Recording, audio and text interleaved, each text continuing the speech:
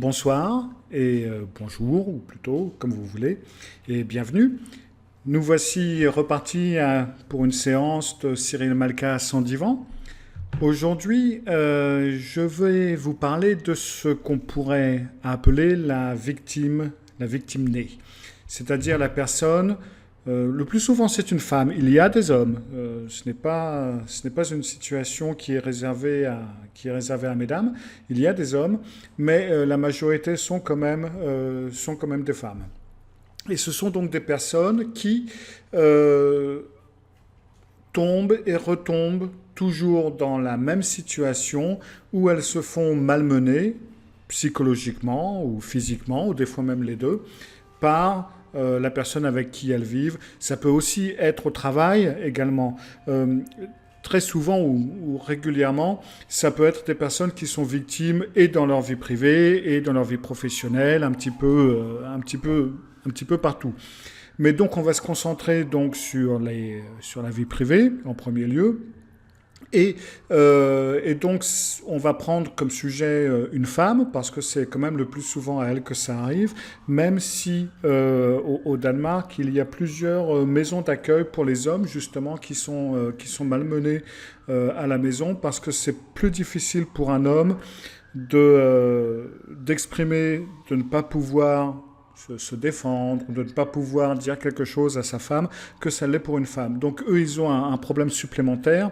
Donc c'est un petit peu spécial. Donc il se peut que je fasse une vidéo, enfin un webinaire sur ce sujet également, parce qu'il existe et il faut pas ne pas le voir. Mais donc pour l'instant, on va se contenter quelque chose d'un peu plus classique au départ. Alors, avant tout, je me présente pour ceux qui ne me connaissent pas encore. Je m'appelle donc Cyril Malka, je suis hypnothérapeute et je suis psy cognitif, c'est-à-dire que je travaille beaucoup avec la façon dont on pense, la façon dont on réagit, pas trop avec l'historique, peu importe un petit peu l'enfance et ce qui s'ensuit. Donc, je travaille beaucoup avec les situations de tous les jours et avec les problèmes de tous les jours. Si vous voulez en savoir plus sur moi, faites un petit tour sur ma page principale, qui est donc malka.fr. Et là, il y a il y a toute une catégorie qui et où est Cyril Malka, et vous pouvez lire à loisir comme bon vous semble. Donc revenons donc à nos moutons. Donc je vais vous parler d'une situation que on connaît tous, peut-être pas personnellement, mais on connaît régulièrement des personnes qui y sont confrontés. Et donc ça va être par exemple Madame X qui est mariée ou qui est en couple avec un monsieur Y, et ce monsieur Y la frappe, la violente, lui met des coups. Des fois, elle y échappe, des fois elle s'en va, des fois elle prend ses distances, et elle va dans un foyer pour femmes battues.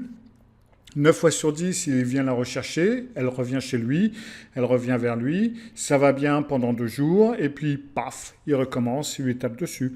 Ou alors, peut-être un petit peu moins violent, c'est-à-dire que ça peut se développer en discussion qui devient vraiment une très grande engueulade.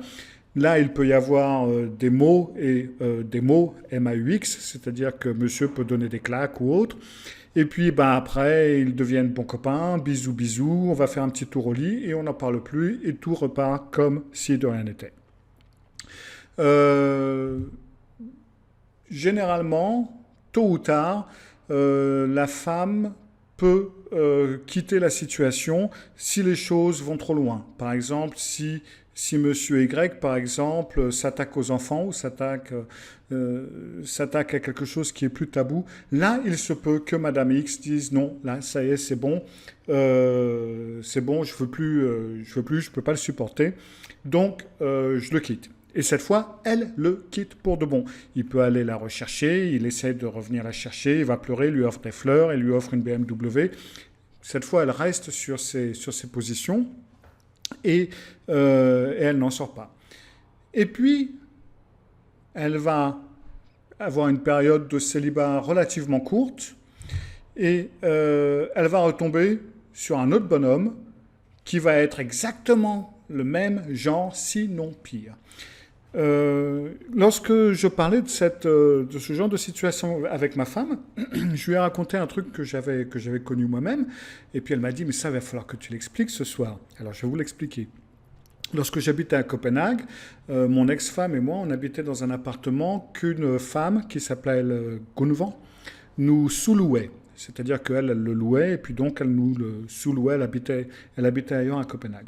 À l'origine, elle habitait donc dans cet appartement, et elle habitait avec un mec extrêmement violent, qui la frappait, c'était vraiment dur. Et ça avait duré un certain temps, ça avait duré pas mal de temps, jusqu'au moment où justement où elle avait pris son gamin, elle avait un gamin de 6 ou 7 ans, elle a pris son gamin et elle a pris la fuite tout simplement, elle a changé d'adresse et c'est pour ça qu'elle nous sous-louait son appartement parce elle avait disparu quelque part de la circulation donc elle l'avait quitté. Mon ex avait rencontré son nouveau bonhomme, elle en avait rencontré un nouveau, peu de temps après d'ailleurs. Elle l'avait rencontré, elle ne l'aimait pas trop. Et puis, ben, l'histoire a fini du fait où, ben, en fin de compte, il l'a tué. C'est-à-dire que son nouveau bonhomme lui a écrasé la tête d'un coup de marteau. Quand on l'a appris, quand on devait acheter l'appartement, on devait la contacter, c'est comme ça qu'on l'a appris, tout simplement. On lui avait parlé 2 jours avant, et puis ben, 2 jours après, on l'a retrouvé ensanglanté sur son tapis. Le mec lui avait défoncé le crâne avec un marteau. Donc, ce genre de situation, ça peut aller extrêmement loin, ça peut devenir extrêmement violent et ça peut aller très très très loin. Et c'est là où on se demande, mais qu'est-ce qui fait que ces personnes continuent à retomber dans ce même panneau? Parce que c'est quand même, justement, ça peut aller très loin et on connaît tous des personnes qui ont eu des bras cassés ou même, bon, bien pire, même sans aller aussi loin. Une situation qui est aussi régulièrement courante, ça va être le monsieur X, encore une fois, qui se fout totalement de la femme avec qui il est. Il la considère comme une chose. De toute façon, elle est bonne à rien, elle sait rien foutre. Je peux la remplacer par une bonne et une pute. Ou alors d'autres choses un petit peu tout aussi sympas. Il peut se moquer d'elle en public. Quand il y a des copains à la maison, quand ils sont à des dîners, il va la dénigrer, il va lui dira-t-on. Là, il n'y a rien de physique, ou en tout cas rarement. Ça peut arriver, bien entendu, mais le mal qui est fait, là, il n'est pas physique, il est plutôt psychologique. C'est plutôt un dénigrement constant de l'autre personne, constamment. Et puis, il va y avoir ces changements où il va devenir sympa, il va devenir gentil une certaine période, et puis paf, on va repartir dessus. Et là, même principe, Madame Y, elle va en parler à ses copines, elle va en discuter avec un psy éventuellement, qui va retourner dans son enfance pour voir pourquoi et comment elle tombe pour ce genre de mec. Et puis, il se peut qu'à un moment donné, elle prenne suffisamment courage pour le quitter, mais là encore, elle risque d'avoir une emprise sur elle pendant un certain temps. Donc, rien que la période pendant laquelle elle va travailler à le quitter, ça peut prendre pas mal de temps. Et une fois que ça c'est fini, elle risque de retomber sur un bonhomme qui va être exactement le même type, même type, je veux dire le même genre, que celui-là, ou des fois même en pire. Et c'est là où on se dit, mais encore une fois, qu'est-ce qui fait que ce genre de personnes se complaisent presque dans ce rôle? On pourrait presque croire qu'elles aiment être dans ce rôle puisqu'elles retombent dedans. C'est évident des fois que les hommes qu'elle rencontre, que celui-là, il n'est pas mieux que l'autre. Ça se voit, tout le monde peut le voir, sauf elle. Alors comment ça se fait? Alors pour ce faire, ou pour bien comprendre un petit peu ce truc-là, nous allons passer, ou repasser, pour ceux qui me connaissent et qui ont déjà suivi certains de mes webinaires, nous allons passer à ce fameux système qui solutionne beaucoup de choses, qui est donc le système du ABC. C'est simple, c'est aussi simple qu'ABC. Alors attention, ne pas confondre. Je vous dis que c'est simple, mais je ne dis pas que c'est facile. C'est deux choses totalement différentes. C'est un fait qu'on peut plus facilement vendre des choses faciles à faire et qui ne marchent pas et qui sont compliquées, plutôt que de faire comprendre certaines choses qui sont simples, mais pas très faciles. Et ça, c'est pas facile, mais c'est simple. Alors, qu'est-ce que c'est que ce ABC? Alors, on va dire que dans toute situation ou dans tout ce qui nous arrive, on peut décomposer tout ça au moins, parce qu'il y a aussi d'autres lettres, mais ça on verra plus tard, au moins en A, B et C. Alors A, qu'est-ce que c'est? A, c'est ce qu'on appelle l'activateur. Alors un activateur, c'est dans une situation, quelle que soit la situation, c'est ce qui active cette situation. Ça peut être quelque chose que quelqu'un vous dit ou quelque chose qu'il vous fait, par exemple un dénigrement, ou par exemple un coup, ou par exemple une réflexion, ou justement ne pas agir, ne pas réagir, tourner le dos, enfin bref. Un activateur, ça peut être quelque chose qui se passe vraiment, si on veut dire ça comme ça, dans votre vie, en face de vous, mais ça peut aussi être quelque chose qui vous passe par la tête. Si par exemple vous vous dites « Oh oui, de toute façon, je ne vaux rien, je suis nul », ça, même si à la limite c'est une croyance, pourra-t-on dire, c'est quand même quelque chose qui va activer une certaine situation, des pensées, des émotions, etc. chez vous. Donc tout ça, c'est ce qu'on va dire, ça c'est l'activateur. En plus de l'activateur, donc on a la conséquence. Lorsque Monsieur Y dénigre Madame X à un dîner entre collègues, par exemple, ça va être l'activateur, le dénigrement, et la conséquence, ça va être que Madame X va se sentir mal, va pleurer, ou va se mettre en colère, ou va ceci, ou va cela. Ça va être la conséquence de l'activateur. Encore une fois, que l'activateur soit quelque chose qui se passe physiquement et pour de vrai, ou même à la limite, si c'est juste une pensée qui vous passe par la tête, le fait de penser en activateur, de toute façon, je suis nul, je ne vaux rien, la conséquence peut faire qu'on déprime. Okay, donc ça, c'est le A et C. Maintenant, là, vous avez bien remarqué, parce qu'en fin de compte, il est en plein milieu de l'écran. Alors ça, je le dis pour les gens qui vont écouter le podcast après et qui ne vont pas voir l'écran. Mais en fin de compte, en plein milieu de l'écran, entre activateur en haut et conséquence en bas, il y a un gros B. Et bien entendu, ce B, c'est ce qui correspond aux croyances, pluriel ou au singulier. Ce qu'on pourrait dire, c'est le blabla. C'est les choses qu'on se raconte, c'est le baratin, c'est les choses qui nous passent par la tête. C'est certaines croyances que l'on a au travers desquelles on voit ce fameux activateur. Et c'est bien pour ça que dans une même situation, Madame X, Madame Y et Madame Z ressentiront quelque chose de différent et réagiront de façon différente parce qu'elles vont avoir des croyances différentes par rapport à ce qui se passe. En fin de compte, ce sur quoi on réagit, ça n'est pas l'activateur, mais c'est la croyance. Ce sur quoi on réagit, ce n'est pas le fait que M. X dénigre Mme Y, mais c'est ce qu'on en pense ou ce qu'on en croit. Si, quand il vous dénigre, par exemple, vous vous dites ouais, « c'est vrai, de toute façon, je ne vaux rien, etc. », on va avoir une certaine conséquence. Si, plutôt dans sa croyance, on se dit « non, mais de quoi il parle, il est complètement taré, de quoi il se mêle, non, mais moi, non, je vais lui dire son fait, moi », on va avoir une autre conséquence. Ou si on se dit de toute façon, il a encore beurré, et de toute façon, tout ce qu'il dit, ça n'a aucune importance, on aura une troisième conséquence. Dans le même activateur, de la même chose qui arrive, en dépendant, dira-t-on, des lunettes que l'on a, ou de la façon dont on comprend les choses qui se passent, la façon des croyances au travers desquelles on voit ce fameux activateur, on obtiendra des conséquences différentes. Et c'est là où il faut se dire, ok, en fin de compte, ce sur quoi on doit travailler ou ce sur quoi on doit agir, c'est surtout sur quoi croyez-vous. Tant que vous croirez ou tant que vous croyez quelque chose d'irrationnel, quelque chose d'incohérent, quelque chose qui n'est pas vrai, eh ben vous allez bien entendu toujours retomber sur le même genre de situation. C'est-à-dire que tant que vous pensez un truc du genre « de toute façon, je suis trop moche pour qu'un mec bien m'aime », eh ben après, il n'y a pas à s'étonner que vous tombez toujours sur des mecs un peu moins bien. Parce que bien entendu, vous mettez la barre moins haut. Parce que vous vous dites, bon, de toute façon, j'attraperai jamais personne, donc tant qu'il y en a un qui est à peu près potable, ben, je saute dessus, quoi. Donc, ce sur quoi il est important de travailler, c'est surtout que croyez-vous. Maintenant, dans toutes ces situations, dans toutes ces choses, il y a plusieurs croyances que l'on a et qu'on peut se répéter. Alors là, je vais vous en nommer quelques-unes que j'ai entendues ou en cabinet ou que j'ai entendues quand j'entends les gens parler, etc. Mais bien entendu, c'est pas une liste, elle est pas complète, il y en a beaucoup d'autres.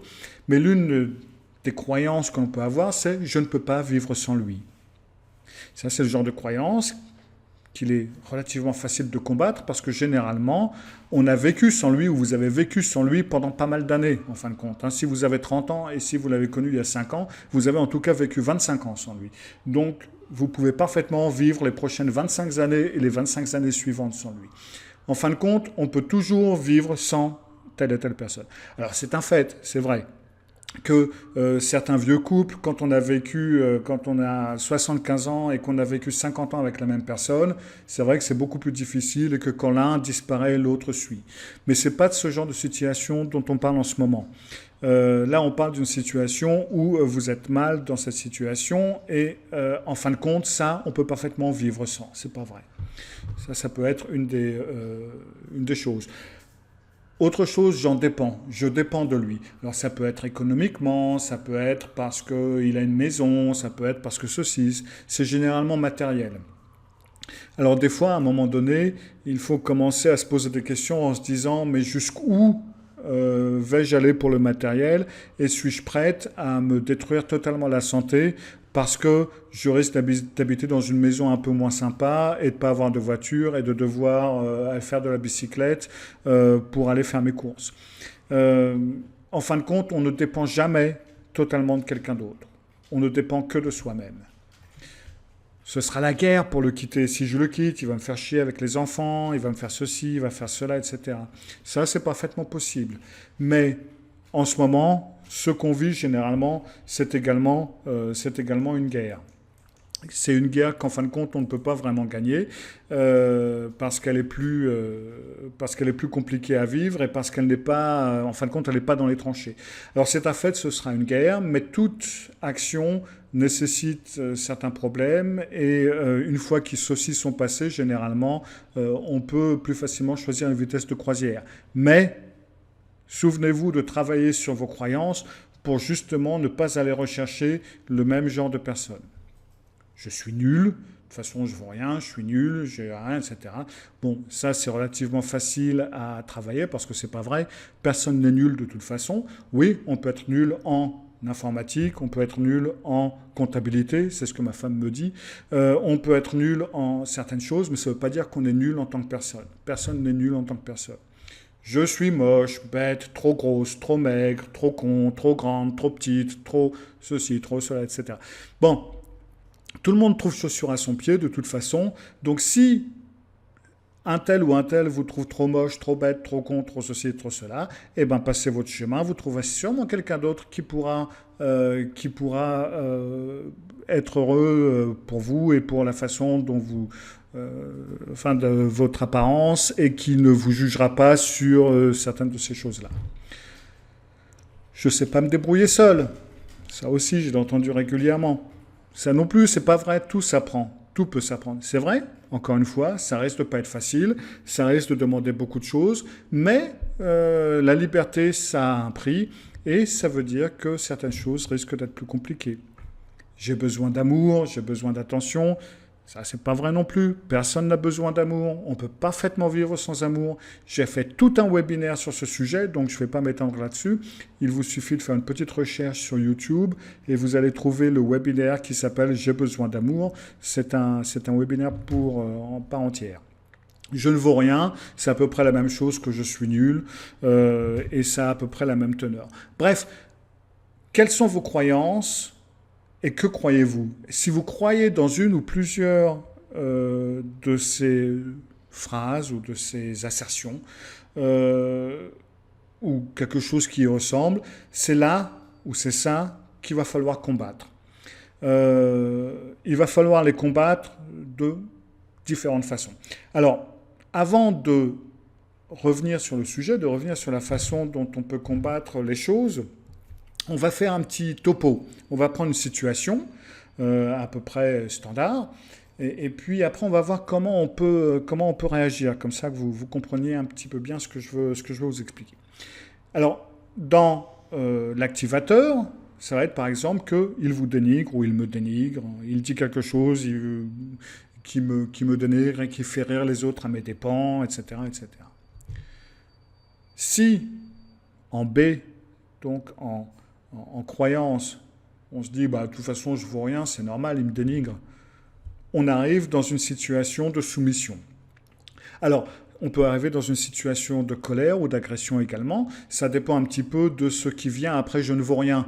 Mais si on se dit, bon, il me dénigre, mais je ne vaux rien, de toute façon, c'est comme ça, je ne trouverai pas mieux, et de toute façon, bof, baf, etc. Là, on va tomber dans la situation de soumission. Si on se dit je vaux rien, mais c'est pas à lui de le dire et il n'a pas le droit de le faire connaître aux autres, etc. Là, on peut entrer dans une situation un peu plus agressive. Mais bon, on va se contenter donc d'une chose à la fois, on va entrer dans la situation de soumission. Là, on a affaire quand même avec des êtres humains, donc on ne peut pas vraiment toujours faire une ligne bien claire et bien nette, heureusement. Alors maintenant, vous avez plusieurs points d'attaque sur cette situation. Vous pouvez attaquer sur le A, sur le fait qu'il vous dénigre. Vous pouvez l'attaquer sur votre croyance. Et bien entendu, vous pouvez aussi l'attaquer sur votre façon d'agir ou sur votre comportement. En quelque sorte, on pourra dire on peut agir sur exactement 3 points. Et en attaquant un des points, vous allez avoir une influence sur les autres. Je vous donne un coup d'explique-moi. Alors, si on dit par exemple qu'il vous dénigre, on entre plus facilement en situation de soumission. Comme on entre en situation de soumission, il est plus facile de se dire « bah oui, bah, je ne vaux rien, tu vois bien, de toute façon, je suis bien obligé ». Et donc, il vous sera plus normal qu'il vous dénigre puisque vous ne valez rien. Et donc, plus soumise puisqu'il vous dénigre. Et donc, vous allez être persuadé que vous ne valez rien puisque vous êtes plus soumise. Et comme ça, la roue tourne dans une espèce de spirale infernale.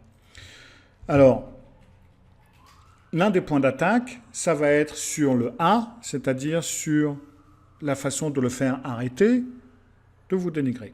Alors, attention, quand on parle assertion, c'est-à-dire de donner son avis, de donner son point de vue, de mettre certaines limites, tout en restant posé et tout en restant respectueux des droits de l'autre, cela a quand même une conséquence. Ce n'est pas parce que c'est bien dit et que c'est dit correctement que ça ne va pas avoir une conséquence. Tout le monde ne va pas être prêt à prendre les conséquences. Je me souviens d'un jour d'une femme qui avait été à un stage d'assertion, heureusement c'était pas le mien, et qui m'avait dit, bah ouais, mais moi je me souviens, j'avais été à un cours d'assertion comme ça, et puis j'avais dit à mon patron certaines choses qui me tapaient un peu sur les nerfs, et je lui avais dit ça de façon vachement assertive, vraiment tout correct et tout bien, et puis il m'a viré. Ah oui, mais attention, ça ne veut pas dire que rien ne va se passer juste parce que c'est dit de façon assertive, il y a une responsabilité là-dedans. Donc, si vous attaquez sur le A, donc si vous attaquez sur le comportement de l'autre, dans ce cas-là, il faut apprendre l'assertion pour lui dire que maintenant, ça y est, c'est bon, ce dénigrement, je n'en veux plus, je trouve que c'est comme ci, comme ça, et je te demande d'arrêter ce genre de choses parce que ça ne fait pas du bien à notre relation. Maintenant, ce n'est pas non plus... Alors, 2 choses. 1, ce n'est pas parce que vous l'aurez dit de façon assertive qu'il va vous écouter, qu'il va le faire. Ça, c'est une chose. L'autre chose, c'est qu'il y aura des conséquences. Parce que surtout, si vous ne l'avez pas habitué à dire ce que vous pensez et à être assertive, il va y avoir une période où il va falloir qu'il retrouve ses repères quelque part.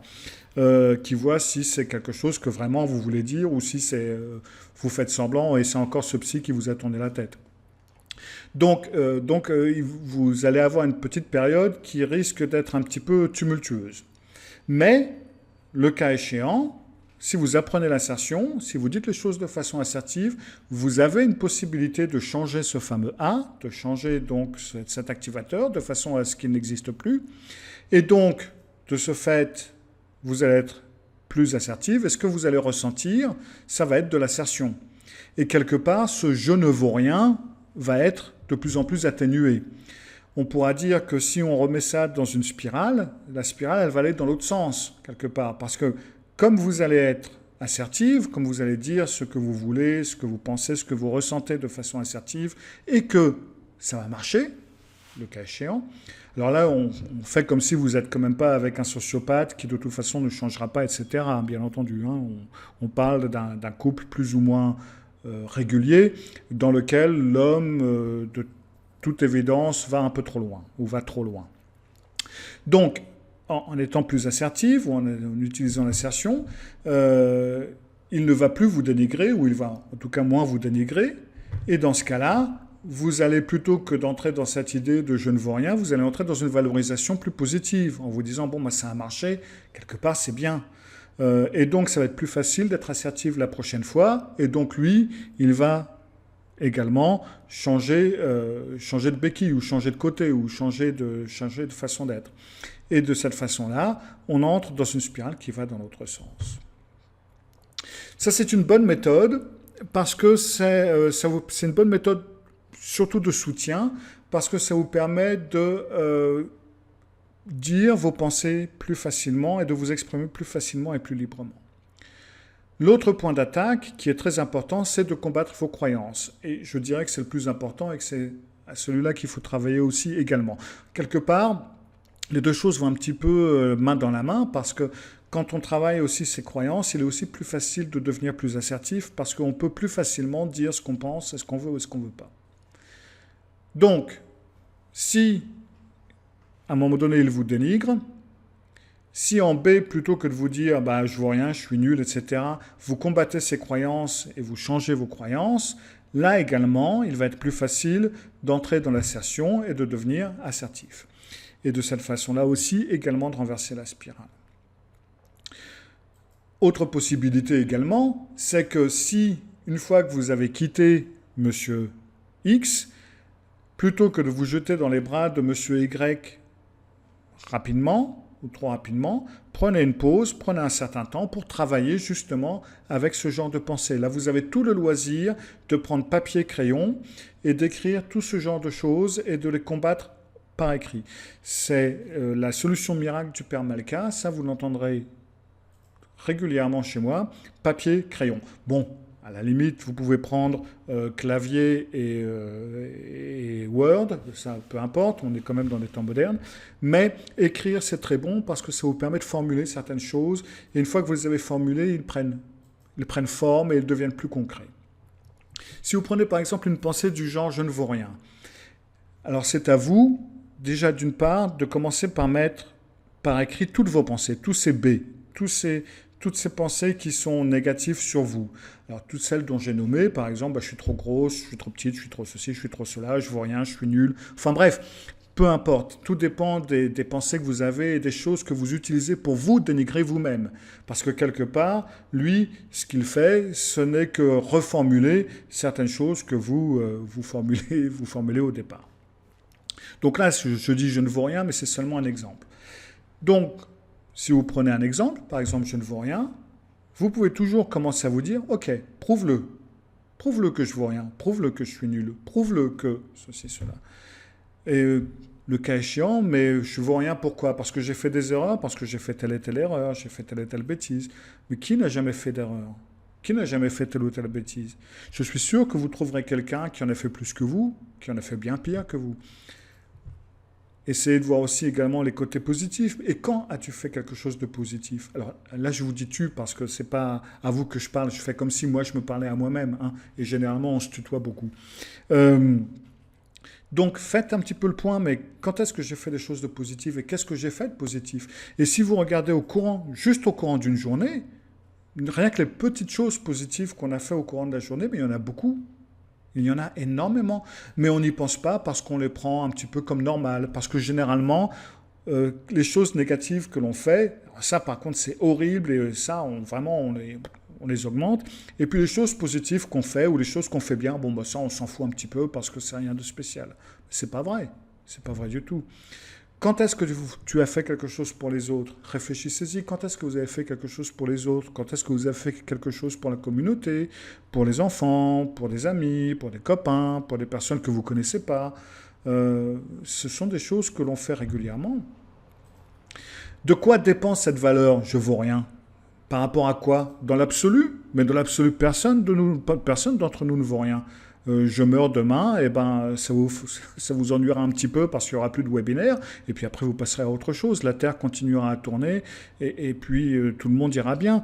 Tout le monde, c'est comme ça. Cette année 2016 a été horrible pour beaucoup d'artistes, David Bowie, Leonard Cohen, ce que vous voulez, mais n'empêche que le monde continue à tourner, c'est comme ça. Donc personne ne vaut rien vu comme ça. On peut valoir quelque chose pour quelqu'un, oui, bien entendu. Et dans ce cas-là, si vous valez quelque chose pour quelqu'un et que cette personne n'est pas intéressée à votre valeur, eh ben, trouvez quelqu'un qui est plus intéressé, ça doit être possible. Quelle qualité as-tu? Voyez les qualités que vous avez, les choses que vous avez de positif. On en a tous des qualités. Donc, de cette façon-là, alors là, j'ai pris l'exemple de je ne vaux rien, mais c'est une façon de travailler avec toutes ces pensées négatives qui, quelque part, vous mettent et vous remettent dans ce même genre de situation constante. Donc là, ce qu'on fait, c'est qu'on change la valorisation, où on travaille avec sa façon de penser, sa façon de voir certaines choses. Et là aussi, tout naturellement, on devient plus assertif. À la limite, vous pouvez toujours trouver des bouquins ou ce que vous voulez sur l'assertion pour vous soutenir dans ce point de vue. Et dans ce cas-là, le cas échéant, il ne vous dénigrera plus. Ou alors, dans ce cas-là, vous le virez et dès le départ, quand vous rencontrerez quelqu'un d'autre, vous serez tellement plus équilibré qu'il ne vous dénigrera pas parce qu'il n'osera pas, tout simplement, ou parce que ce n'est pas son genre, parce que vous trouverez un autre genre de personne. Parce que là, vous aurez dès le départ mis les limites de ce que vous voulez accepter, de ce que vous ne voulez pas accepter. En gros, c'est un peu ça. Donc, si on retombe souvent, si les victimes retombent toujours dans ce rôle de victime, c'est comme Adélaïde vient de me le dire dans son commentaire, c'est parce que la victime née est parfois aussi victime d'elle-même. Et c'est exactement ça. Parce que tant qu'on est victime de soi-même, tant que l'on reste dans ce même système de pensée, il n'y a pas à s'étonner qu'on continue à trouver le même genre de personnes, le même genre d'obstacles, exactement aux mêmes endroits. Donc, travaillez sur votre façon de penser, travaillez sur l'idée que vous avez de vous, l'image que vous avez de vous, enlevez tout ce négatif. Alors, ça ne veut pas dire que vous allez vous voir comme une personne extrêmement positive, super, extra, et ce que vous voulez, mais restez rationnel, restez dans la personne que vous êtes. Vous êtes une personne avec des qualités, avec des défauts, avec des choses que vous faites bien, des choses que vous faites moins bien, et puis c'est comme ça. Et si lui ou elle ou n'importe qui ne peut pas vivre avec le fait que vous ne savez pas faire une mayonnaise ou quelque chose dans ce genre-là, et ben dans ce cas-là, qu'il aille bouffer au restaurant, et puis c'est tout. Enfin bref, arrêtez de vous auto-flageller, pourra-t-on dire, avec certaines des qualités qui vous manquent, parce que c'est pas important. Il y a des choses, donc d'autres choses que vous faites parfaitement bien, et puis c'est tout, c'est comme ça, on est tous comme ça, on a tous des choses qu'on fait mieux que d'autres, on a tous des qualités, on a tous des défauts, et il n'y a aucune raison pour que les vôtres soient bien pires que beaucoup d'autres. Pour en finir, si vous êtes intéressé, il y a des vidéos sur ce sujet. Donc sur mon site assertion.malka.xyz, vous pouvez trouver toute une formation sur l'assertion, comment dire non, comment dire ce qu'on veut, comment dire ce qu'on ne veut pas, comment arrêter certaines choses, comment dire une critique, etc. Comment faire quand les gens vous contredisent, enfin bref, toutes ces méthodes. Et puis sur le site abc.malka.xyz, vous pouvez trouver aussi un stage, une formation vidéo avec comment travailler sur les façons de penser, sur cette façon de voir les choses, comment contredire ses croyances, etc. Voilà, c'était tout pour ce soir. J'espère que ça vous a plu. Si vous avez des idées ou si vous avez parce que cette idée m'a été donnée en fin de compte par une auditrice qui m'a posé la question. Donc si vous aussi, vous avez des idées, si vous avez quelque chose dont vous aimeriez bien entendre parler, eh ben, n'hésitez pas, envoyez-moi un mail à cyril@malka.fr. Et puis, je verrai ce que je peux faire pour vous. Sinon, on se revoit d'ici une petite quinzaine de jours pour un autre podcast, pour un autre webinaire. Bonne soirée, au revoir.